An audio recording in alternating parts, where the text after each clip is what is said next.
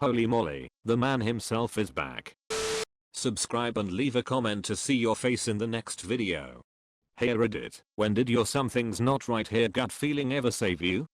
My mom dropped my 3-year-old brother off at daycare before she had to work in the morning. When she got to work she had this terrible feeling something was wrong with him. She ended up leaving work and drove to the daycare. She found the daycare lady inside sleeping, while the daycare kids, including my brother, were running around the pool. My brother never went back to that daycare again. WTF kind of daycare would even have a pool? Those things murder the shit out of little kids. In Canada, 50% of toddler drownings are in backyard pools. Kids drown so much faster than you think they could. I had a gut feeling I should pull my wallet and phone out of my purse. Not even 20 seconds later, I get mugged. The man dragged me across the sidewalk and stole my purse, but all he ended up getting was a juice box and my birth control. What flavor was the juice box? And what flavor birth control? Forgot one. About 10 years ago, working security at a site about 50 miles from home. Got off shift at midnight and didn't bother to change out of uniform because I was only going to stop for gas. 2 stations in the town I was working in were open after midnight, but it slipped my mind as I drove past the first one. Pulled into the other, same brand, same gas price, same sort of dump entirely, and just didn't like something about it. Nobody else around, Buddy Clark, that I could see, but I decided to go back to the other one. Topped off and headed back out of town. I get close to that station again. 3 city cop cars, 2 deputies and a state trooper are outside blocking the road with guns drawn. Turns out a city cop walked in on a robbery. Dude put a bullet in his vest, and the store owner knocked the robber out cold with a bat before the cop could recover enough to get his gun out. That would have been me, in a uniform with a nice shiny badge, but no body armor. Wow. In all earnestness, you actually dodged a bullet on that one. My wife and I were in the middle of nowhere in the middle of the night in rural Kentucky on a road trip, and for some reason we needed to adjust some of our luggage. I pulled into a gas station that looked empty, so we could fix whatever the problem was, and parked in the middle of the gas station's unusually large parking lot. As I was walking around the car, I noticed that there were silhouettes of people surrounding the parking lot. It freaked me the fuck out, and I jumped back into the car, locked the doors, and got ready to peel out of the place. I turned on my headlights as I was turning around, and they were just statues. I went to hospital with shortness of breath and my heart racing. They did a chest x-ray, blood test for blood clots, ECG, and a few other tests, but all came back normal. After observing me overnight, everything still looked good. Oxygen saturation was perfect. My heart rate was still a bit elevated but nothing too crazy, and it seemed that it was likely leftover symptoms from a bad virus that I'd had a week or so earlier. The doctor asks me how I would feel if they send me home, and I just had a bad feeling about it all. I told him as such, and that I had no real basis for it, except that I just felt off about it. He said fair enough, let's try one more test, and if that comes back negative then we'll send you up to general medicine and see if they can track something down. The test was a VQ scan that found, despite all other tests showing no results for blood clots, I actually had a whole bunch of them in both lungs. I ended up with a diagnosis of unprovoked bilateral pulmonary embolisms, and I'm on blood thinners for life. Super grateful both for the bad feeling and the doctor who was willing to listen to it. I smelled burning plastic early in the morning at my family cottage and almost went back to sleep. I was around 15, but got up to investigate. A socket on the outside of the building had caught fire and flames were shooting up the wall. The rest of my family was still sleeping, and there wasn't enough smoke for the alarms to go off. I ran and got the fire extinguisher, got my dad up, and put it in his hands, and pointed him towards the fire. Stopped it and called the fire department. It's for stories like this why I always get up when I smell something burning. I get really stressed out about it. 2 summers ago I woke up to the smell of fire and found out that a neighbor was burning leaves in his backyard and it had gone out of control. So scary.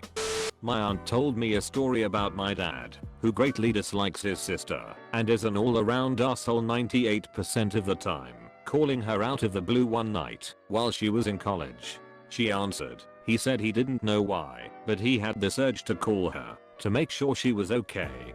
She told him she was fine and thanked him for calling to check on her. She never told anyone else except me and hopefully a therapist or two, but she was holding the bottle of pills she was planning to commit suicide with right when he called her.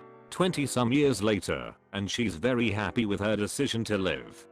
I was going to meet up with someone from Marketplace to buy a phone and the feeling hit me, so I called the woman and a man answered trying to play off the fact he's a man, and I passed by where we were meeting at and it was dark and I heard voices in the background on the phone call. I never stopped the car and kept going.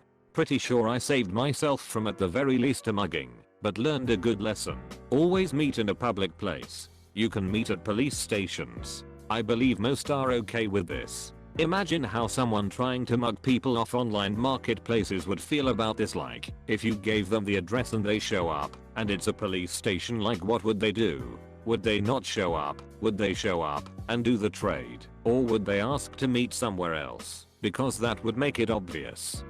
In 2004, on Boxing Day, not me but my mother, family trip including all cousins and extended family on my dad's side to visit the coastal south of Sri Lanka on vacation. About 20 people in all. Well planned trip. Last moment my mother didn't want to go. No reason at all. None of us could get her to explain why, but she refused to go. So we went inland on a different trip to see some other relatives. Around midday, the entire extended family, now on both sides, were sitting shocked in front of the television watching the very same hotel we booked, being washed away live by that tsunami. To date, she still can't explain what she felt.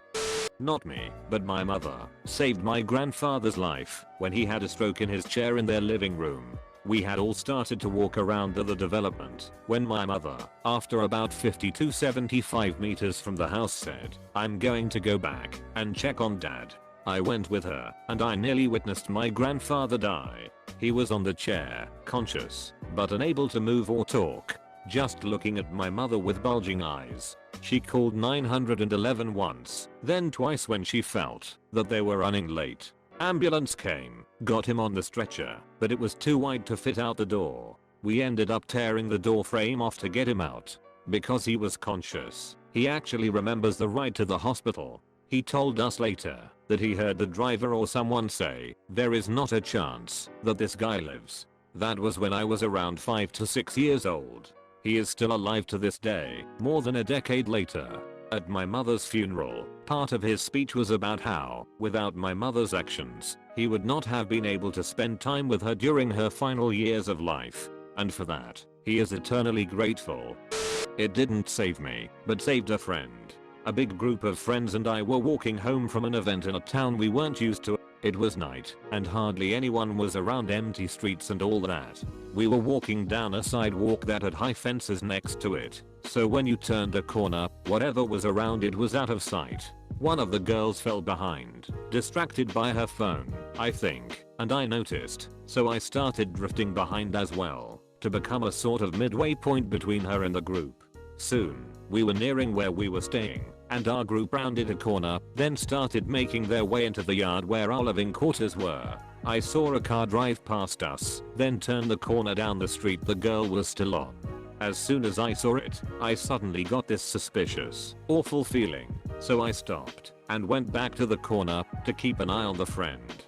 The car drove past her, stopped, did a complete U-turn, and slowly started creeping up behind/alongside her. She was still on her phone and wasn't noticing a thing. I stepped out from behind the corner and started walking towards her. The car sped off quickly as soon as the driver saw me. It scares me that someone could have grabbed her and none of us would have seen a thing. It would have just been one of those cliche movie moments where you turn around and realize a member of the group is missing. To compound that potential tragedy, she'd just gotten engaged a few weeks prior. I think the fact that we had worked with some safe houses in the area that discussed human trafficking probably aided in me being on high alert, and the area we were in was known for that sort of thing.